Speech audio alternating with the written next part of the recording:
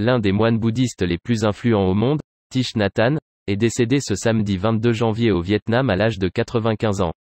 Le maître est décédé paisiblement, au temple Thuy U de la ville de Hue, le cœur du bouddhisme vietnamien, a déclaré son organisation sur le compte Twitter de celui qui avait popularisé le concept de « pleine conscience » jusqu'à Hollywood, à travers de nombreux livres et retraites de méditation.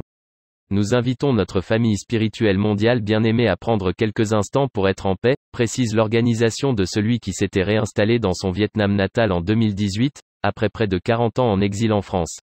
Il avait mis à profit ses années d'exil pour populariser en Occident le concept de « pleine conscience », notamment auprès de célébrités comme la vedette de la télévision Oprah Winfrey ou l'actrice Gwyneth Paltrow. Il était également influent auprès de nombreux patrons des industries de la Silicon Valley, au premier rang desquels le géant Google, chez qui il avait été invité à délivrer son enseignement.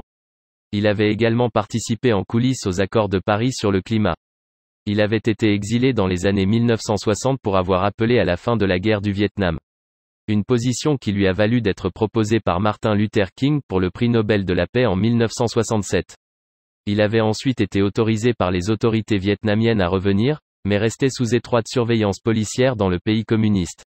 Depuis son retour au Vietnam, les fidèles affluaient pour accompagner le moine lors de ses promenades dans les jardins luxuriants de son temple. Ces messages n'ont pas toujours été bien accueillis car les autorités du Vietnam à majorité bouddhiste à parti unique se méfient de la religion organisée. En 2009, ses partisans ont été chassés de leur temple dans le sud de la province de Lam Dong par des foules engagées. Depuis un accident vasculaire cérébral en 2014, Thich Nhat Hanh ne pouvait plus ni parler ni marcher.